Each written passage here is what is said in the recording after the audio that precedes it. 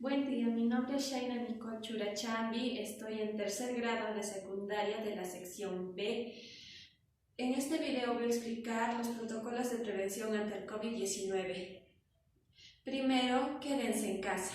Después deben lavarse las manos con agua y jabón.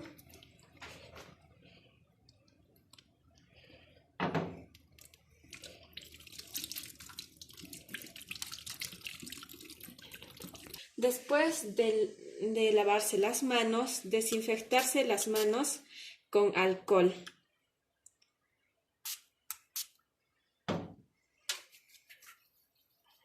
También debes desinfectar las cosas que utilizas.